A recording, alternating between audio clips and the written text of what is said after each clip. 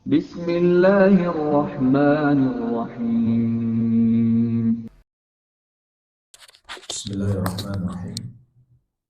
السلام عليكم ورحمة الله وبركاته. Waalaikumsalam warahmatullahi wabarakatuh. الحمد لله والصلاة والسلام على رسول الله وعلى آله وصحبه ومن والاه ولا حول ولا قوة إلا بالله أما بعد. Kaum muslimin wal muslimat yang saya cintai dan saya muliakan, rahimani wa rahimakumullah. Semoga Allah Subhanahu wa taala senantiasa mencurahkan rahmatnya kepada kita sekalian. Rasulullah SAW pernah bersabda, wa innamal a'mal bi khawatimiha. Sesungguhnya amalan-amalan itu tergantung pada penutupannya. Para ulama menjelaskan, di antara makna yang terkandung dalam hadis ini adalah penilaian Allah Subhanahu wa taala terhadap amal ibadah kita itu bergantung pada bagian akhirnya. Sehingga meskipun di bagian awal ada kekurangan, tapi kita perbaiki di bagian akhir, maka penilaiannya menjadi baik. Dan sebaliknya, meskipun bagian awalnya baik, tapi di bagian akhir tidak baik, maka penilaiannya juga tidak baik. Kata Syekhul Islam Ahmad bin Abdul Halim Al-Harrani rahimahullah, wal i'tibar bi kamalin nihayah la bi naqsi al-bidayah. Yang menjadi patokan ukuran penilaian terhadap amal kita adalah sempurnanya penutupan, bukan kurangnya permulaan. Imam Ibnu Rajab rahimahullahu taala dalam kitab beliau Lataiful Ma'arif mengingatkan kita, ibadallah, inna syahra Ramadan qad azama 'ala ar-rahil wa lam yabqa minhu illa al-qalil. Wahai hamba-hamba Allah, sesungguhnya bulan Ramadan sudah bertekad untuk pergi, meninggalkan kita, dan tidak tersisa waktunya kecuali sedikit, dan tidak ada jaminan bulan Ramadan tahun yang akan datang kita masih bisa berjumpa lagi dengannya. Lalu kata beliau, faman minkum ahsana fihi fa alaihi tamam. Maka siapa di antara kalian sudah berbuat baik di bulan ini, hendaklah dia sempurnakan sampai selesai. Karena di ujung itu penilaiannya. Wa man farrata falyakhtimhu bil husna. Dan siapa yang sudah menyia-nyiakan bulan Ramadan, maka hendaklah dia tutup dengan yang lebih baik. Niscaya kekurangannya di awal ataupun pertengahan akan diampuni oleh Allah Subhanahu wa taala jika dia tutup dengan yang lebih baik. Oleh karenanya jemaah sekalian, hendaklah kita mempersiapkan diri. Tidak lama lagi kita masuk babak final Ramadan. Di situ penilaian akhir terhadap Ramadan kita. Kapan itu? 10 hari terakhir. Sehingga Nabi Muhammad SAW memberikan teladan kepada kita untuk lebih semangat ibadah. Dalam hadis yang diriwayatkan Imam Muslim dari Ummul Mukminin Aisyah radhiyallahu anha, beliau mengabarkan, kana Rasulullah SAW yajtahidu fil ashril awakhir ma la yajtahidu fi ghairihi. Rasulullah SAW bersungguh-sungguh ibadah, meningkatkan ibadah di 10 hari terakhir Ramadan melebihi hari-hari yang lain. Tapi sayangnya banyak saudara-saudara kita umat Islam yang belum paham tentang ini. Buktinya apa? Mereka semangat hanya di awal Ramadan. Di pertengahan Ramadan mulai berkurang semangat. Di akhir Ramadan sudah nggak punya semangat. Bahkan ada sebagian masjid sudah nggak ada bedanya di akhir Ramadan dengan selain Ramadan. Sudah seperti normal dalam tanda petik. Sudah sepi lagi. Padahal masih di bulan Ramadan. Justru yang dicontohkan Nabi SAW, di akhir Ramadan, beliau lebih meningkatkan ibadah. Tapi banyak saudara kita kaum muslimin, sudah sibuk lain. Di antaranya, sibuk mempersiapkan kue lebaran dan baju lebaran. Oleh karenanya jemaah sekalian, kalau bisa, ini masih ada waktu kurang lebih 3 hari. Dari sekarang kita siapkan kue lebarannya. Dari sekarang kita siapkan baju lebaran. Dan kalau perlu, Ramadan tahun depan sebelum masuk Ramadan, sudah kita siapkan. Sehingga di bulan Ramadan, kita fokus ibadah.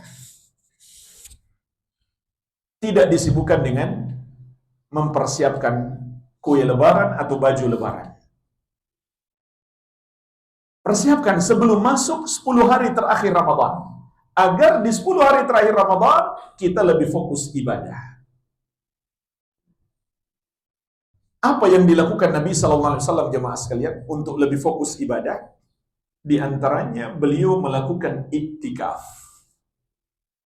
Beliau masuk ke masjid malam 21 Ramadan. Artinya menjelang terbenam matahari, beliau sudah bersiap di masjid. Ketika masuk malam 21, beliau sudah mulai iktikaf.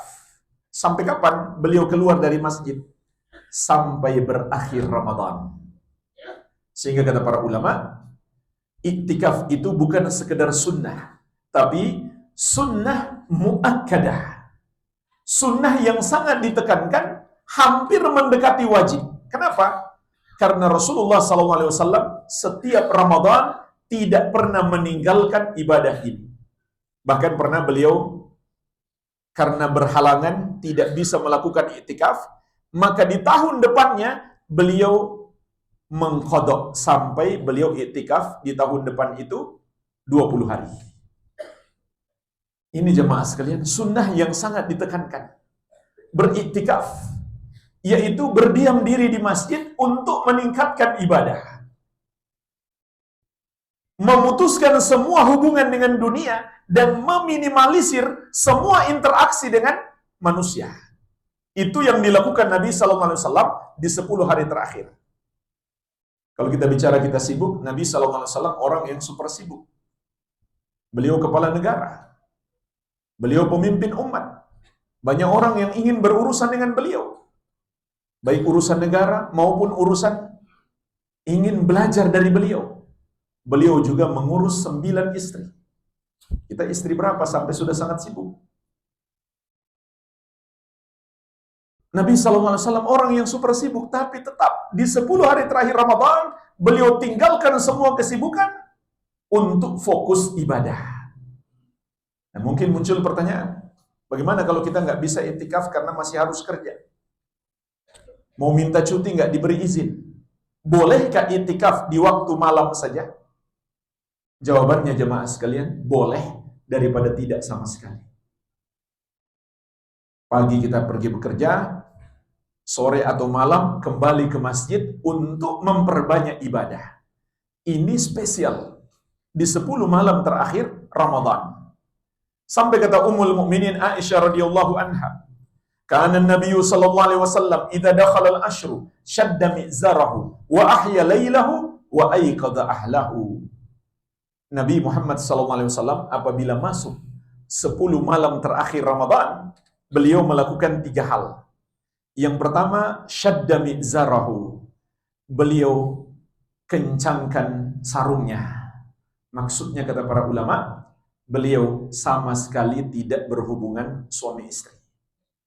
10 malam full. Malam Ramadan kan masih boleh berhubungan suami istri.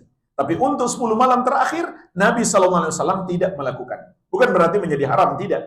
Tapi bagi orang yang iktikaf, tidak boleh dia melakukan, karena itu termasuk pembatal iktikaf. Jadi nggak boleh dia pulang untuk berhubungan suami istri, maka iktikafnya batal. Demi fokus ibadah, Nabi SAW sampai tidak berhubungan suami istri 10 malam full akhir Ramadan. Yang kedua, wa ahya lailahu. Beliau menghidupkan malamnya. Para ulama menjelaskan, yang dimaksud menghidupkan malam adalah beliau tidak tidur sama sekali atau beliau hanya tidur sedikit sekali untuk 10 malam terakhir.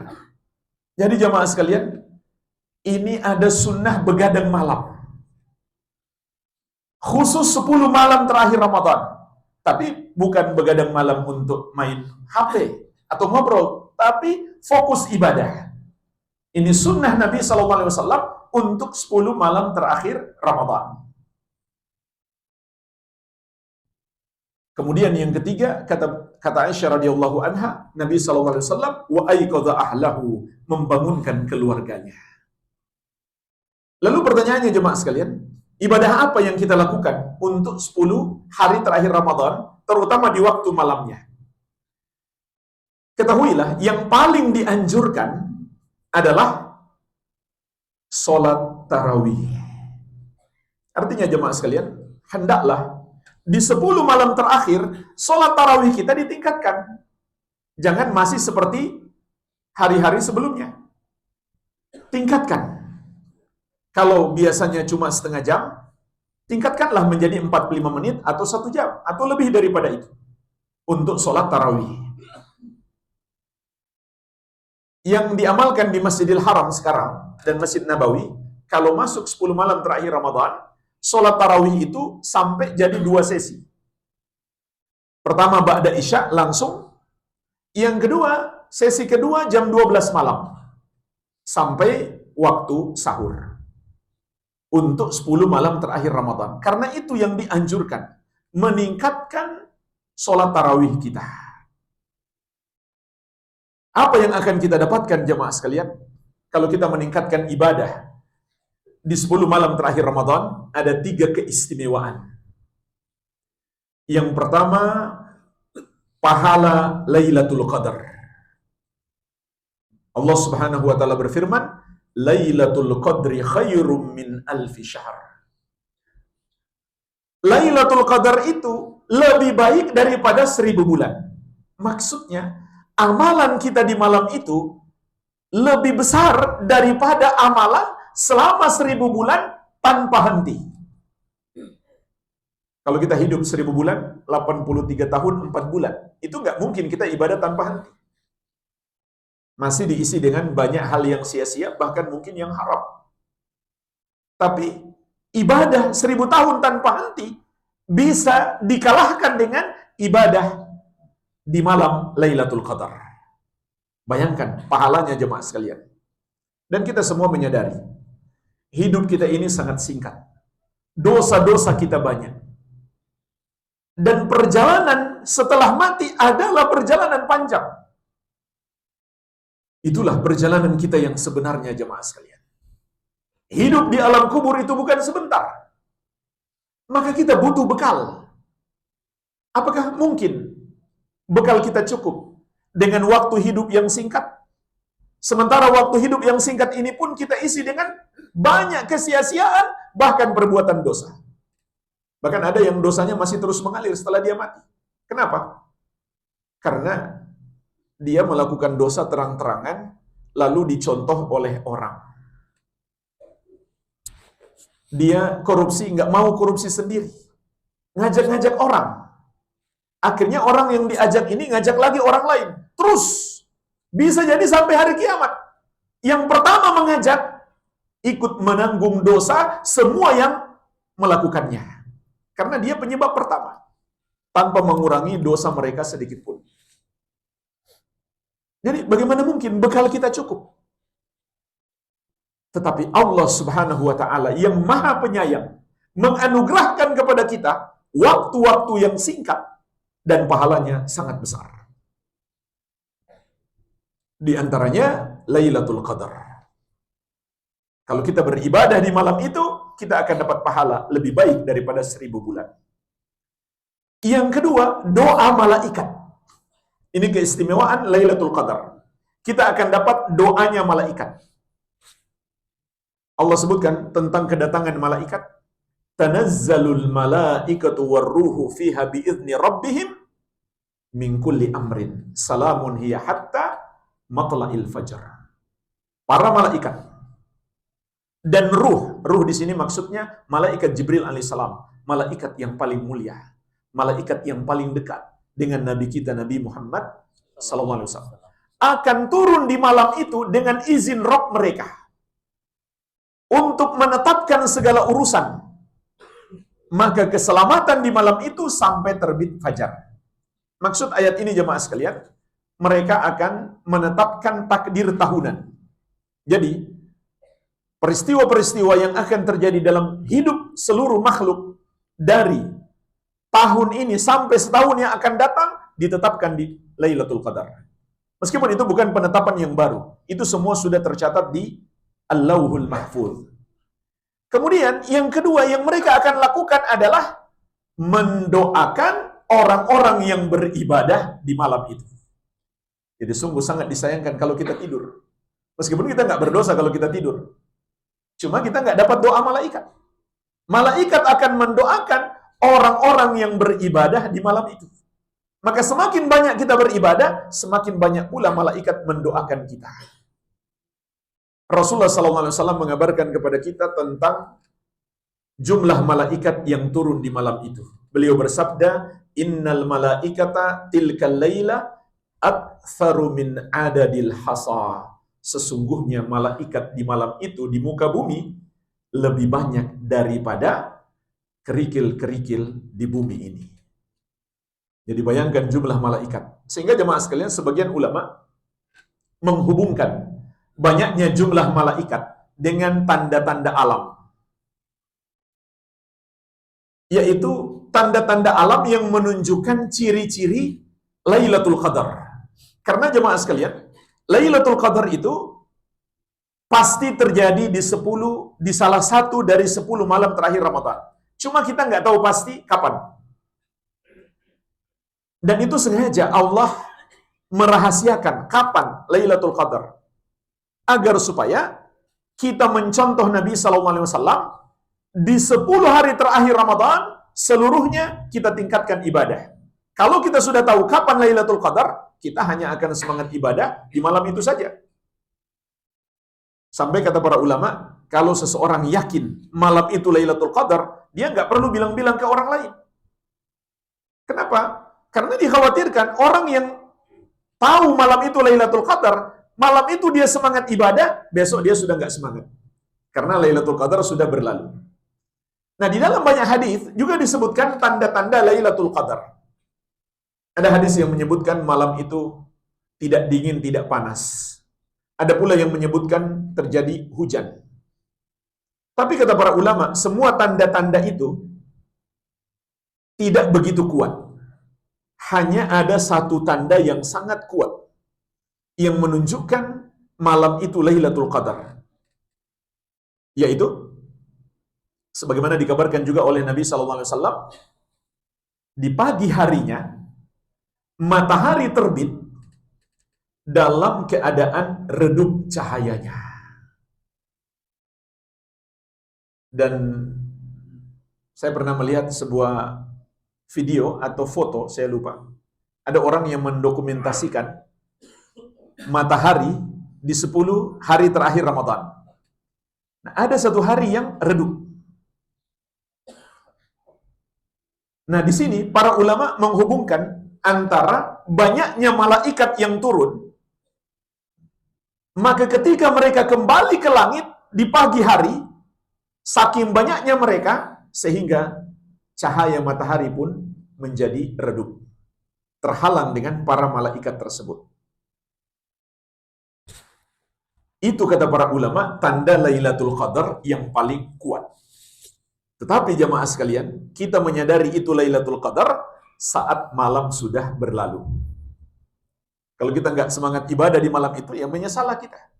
Ternyata tadi malam Lailatul Qadar. Oleh karenanya, Nabi SAW menganjurkan kita untuk bersungguh-sungguh ibadah di keseluruhan dari 10 malam terakhir Ramadan. Tapi memang juga beliau menganjurkan untuk lebih semangat di malam ganjil. Terutama 3 malam. 23, 25, dan paling besar kemungkinan terjadi Lailatul Qadar adalah 27. Meskipun itu bukan kepastian, cuma kemungkinan besarnya ada di 3 malam ini. 23, 25, dan yang terbesar adalah 27. Jadi kesimpulannya, kapan Lailatul Qadar? Itu bisa berpindah-pindah setiap tahunnya, dan kita sulit memastikan kapan Lailatul Qadar. Oleh karenanya hendaklah kita benar-benar memanfaatkan 10 malam terakhir ini untuk memperbanyak ibadah.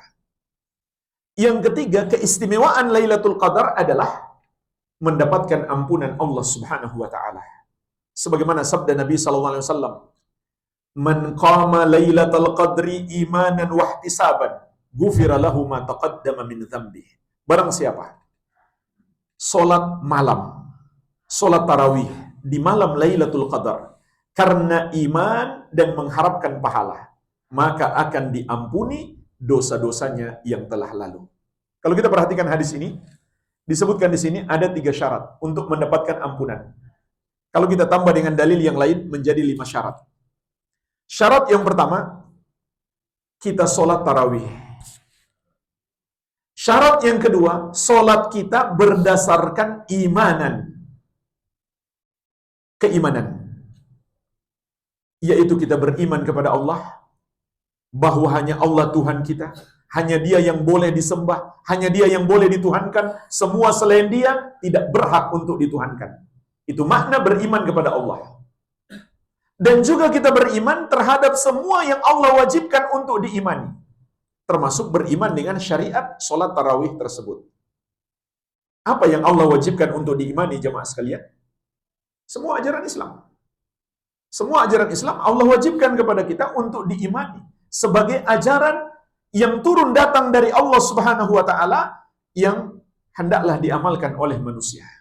Yang barang siapa mengamalkannya, dia pasti selamat. Barang siapa yang mengingkarinya, dia nggak mungkin selamat. Itulah keimanan kepada apa yang Allah wajibkan untuk diimani.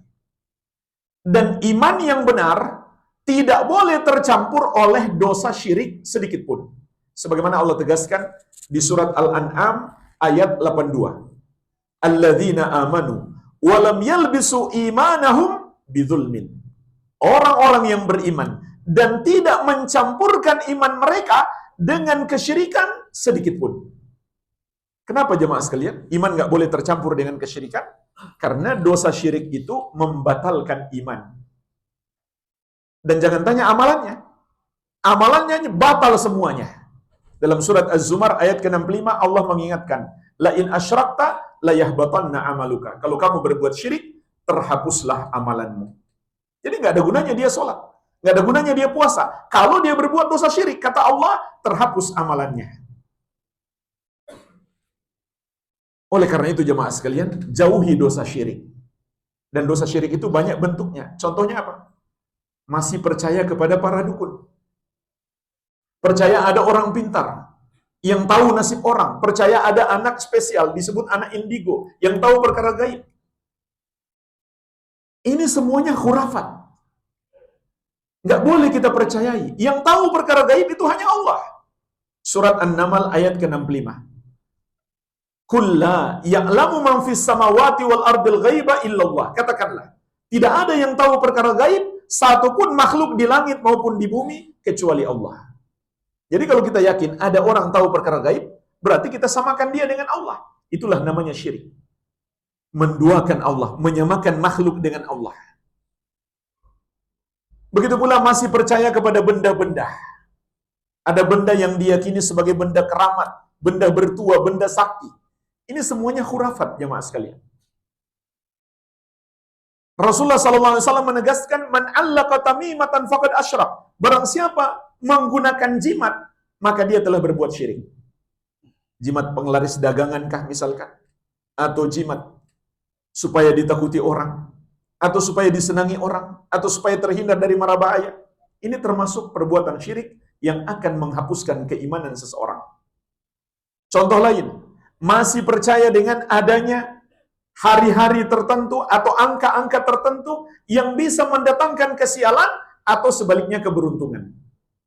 Rasulullah SAW bersabda, at-tiyaratu syirkun, at-tiyaratu syirkun. Takut sial itu syirik, takut sial itu syirik.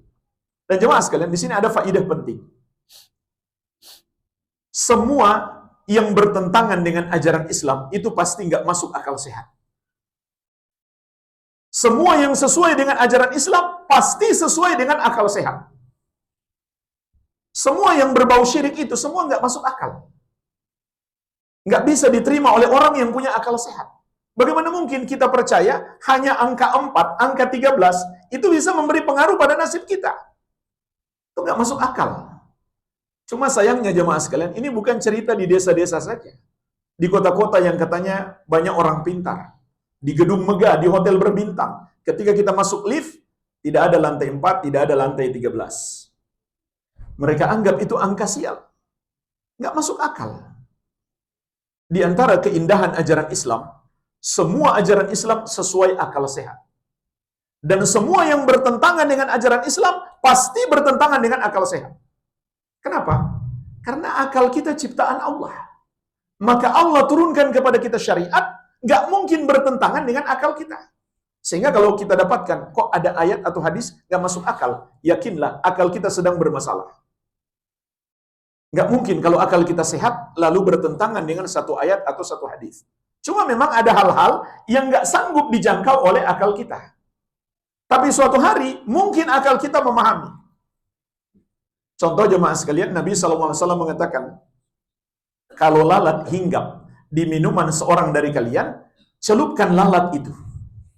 Karena kata beliau, di satu sayapnya ada penyakit, itu yang dia tebarkan pertama, ketika kita celupkan, di satu sisi sayapnya ada penawarnya, dia lepaskan penawarnya.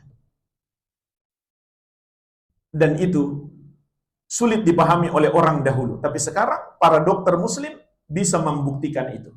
Persis seperti yang diucapkan oleh Rasulullah SAW. Jadi bukan nggak masuk akal. Cuma akal kita belum bisa menjangkau. Maka hal-hal yang berbau syirik itu umumnya tidak masuk akal juga. Baik, ini yang kedua. Harus kita benar-benar beriman. Tidak boleh melakukan dosa syirik. Yang ketiga, kata Nabi SAW, sholat malam kita, sholat tarawih kita harus ihtisaban. Mengharap pahala. Apa maksudnya jemaah sekalian mengharap pahala? Kita berharap ganjaran untuk amal-amal ibadah kita semata-mata kepada Allah. Ganjaran apa? Ganjaran surga dan dijauhkan dari api neraka. Dan itulah yang disebut dengan ikhlas. Jadi tidak benar kalau ada yang mengatakan ikhlas itu nggak berharap apa-apa kepada Allah. Justru ikhlas itu, kata Nabi SAW, ihtisaban. Mengharap dari Allah Subhanahu wa Ta'ala. Kalau kita berharap balasan terhadap amal ibadah kita kepada makhluk, itulah baru namanya tidak ikhlas. Contoh, supaya diberi uang oleh makhluk, atau supaya dipuji oleh orang, berarti kita nggak ikhlas. Ikhlas itu kita semata-mata mengharap balasan dari Allah Subhanahu wa Ta'ala. Ini syarat yang ketiga untuk kita mendapatkan ampunan. Sholat tarawih kita harus ikhlas. Dan ketahuilah jemaah sekalian, bisa saja orang itu awalnya ikhlas. Sampai di masjid, seperti ada calon mertua. Mulai muncul di hatinya, pingin dipuji. Meskipun dari seisi masjid, dia hanya pingin dipuji satu orang ini saja. Berarti dia nggak ikhlas. Maka ibadahnya tertolak. Nggak akan diterima oleh Allah. Karena Nabi SAW mengatakan, innamal a'malu bin niat. Amalan itu tergantung niat. Maksudnya kalau dia niatnya ikhlas, Allah terima. Kalau nggak ikhlas, Allah nggak terima. Kemudian syarat yang keempat, ibadah kita harus mencontoh Nabi Muhammad SAW. Barulah kita dapat ampunan. Sebagaimana Allah tegaskan di surat Ali Imran ayat ke-31. Qul in kuntum tuhibbunallaha fattabi'uni. Katakan wahai Muhammad, sampaikan kepada umatmu, kalau kalian benar-benar cinta kepada Allah, ikutilah aku. Ikutilah Rasulullah SAW. Yuhibbukumullah. Barulah Allah akan mencintaimu. Wa yaghfir lakum dzunubakum, dan mengampuni dosa-dosamu. Wallahu ghafurur rahim, dan Allah Maha Pengampun lagi Maha Penyayang. Kemudian syarat yang kelima agar kita mendapatkan ampunan. Sebagian ulama mengatakan kita juga harus bertobat. Karena bisa jadi ada dosa-dosa besar belum cukup hanya dengan sholat tarawih kita dapat ampunan. Tapi harus disertai dengan taubat.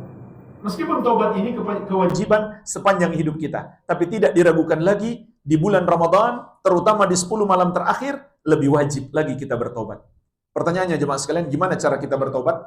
Bertobat itu adalah dengan memenuhi 5 syarat tobat dan bisa menjadi 6 syarat. Syarat yang pertama, kita lakukan dengan ikhlas. Yang kedua, kita menyesali dosa itu. Dan inilah intisari taubat. Jangan malah kita bangga atau senang dengan dosa itu. Syarat yang ketiga, tidak lagi kita lakukan. Syarat yang keempat, kita bertekad tidak akan mengulangi dosa itu di masa yang akan datang. Jadi kalau ada orang bertobat, niatnya cuma sementara di bulan Ramadan saja, berarti dia nggak memenuhi syarat. Syarat yang kelima, masih ada waktu. Kapan habis waktu bertobat? Kalau kematian sudah datang menjemput atau matahari sudah terbit dari arah barat.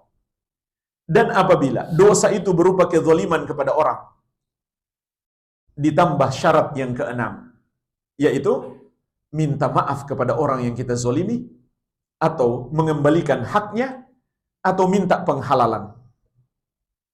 Barulah Allah maafkan. Contoh jamaah sekalian, harta korupsi. Itu nggak akan Allah maafkan. Kecuali dikembalikan dulu kepada yang berhak. Kalau milik negara berarti dikembalikan kepada negara. Milik perusahaan dikembalikan kepada perusahaan. Syarat bertobatnya harus dikembalikan dulu hak orang. Baru Allah terima. Kalau tidak, urusannya akan panjang sampai ke akhirat. Jadi nggak akan bisa dosa korupsi itu selesai hanya dia dengan bersedekah, berzakat. Tidak. Itu nggak akan bisa dibersihkan dengan zakat. Yang bisa dibersihkan dengan zakat itu adalah harta kita yang halal, yang mungkin tercampur yang haram, yang kita tidak sadari. Misalkan jemaah sekalian yang mungkin kita tidak sadari, kita datang ke kantor terlambat 1 menit. Pulang lebih cepat 1 menit. Tapi terima gaji full. Ini ada bagian yang haram yang kita terima. Kerjanya kurang, tapi terima gajinya full. Tapi kita nggak sengaja mungkin terlambat 1 menit. Kalau kita tahu, seharusnya kita kembalikan uang yang menjadi kelebihan. Kalau kita nggak tahu, itulah yang bisa dibersihkan dengan zakat dan sedekah. Tapi kalau harta korupsi itu nggak bisa dibersihkan. Kecuali dia kembalikan seluruhnya harta tersebut. Inilah syarat-syarat bertobat. Jadi ini 5 syarat semuanya untuk mendapatkan ampunan pada malam Lailatul Qadar. Maka ini ibadah yang pertama, yang sangat dianjurkan, sholat tarawih. Yang kedua jemaah sekalian, ibadah yang sangat dianjurkan di 10 malam terakhir adalah ibadah yang bersifat pribadi antara kita dengan Allah. Seperti kita memperbanyak zikir, membaca Al-Quran, dan beristighfar. Mohon ampun kepada Allah. Sehingga Nabi Muhammad SAW di 10 hari terakhir itu, bukan hanya beriktikaf di masjid, beliau masuk lagi ke dalam tenda. Sampai nggak ada orang yang bisa ngajak ngobrol. Jadi kalau kita misalkan iktikaf tapi masih sering ngobrol dengan kawan-kawan peserta iktikaf, itu juga belum mencapai tujuan iktikaf. Begitu pula banyak main HP, maka belum mencapai tujuan iktikaf. Jadi ini ibadah yang kedua yang dianjurkan di malam itu, di 10 malam terakhir. Atau di 10 hari terakhir secara keseluruhan. Nah yang ketiga barulah ibadah yang secara umum. Intinya semua ibadah kita tingkatkan di 10 hari terakhir Ramadan. Agar kita mendapatkan 3 keistimewaan ini. Pahala Lailatul Qadar yang lebih baik daripada 1000 bulan.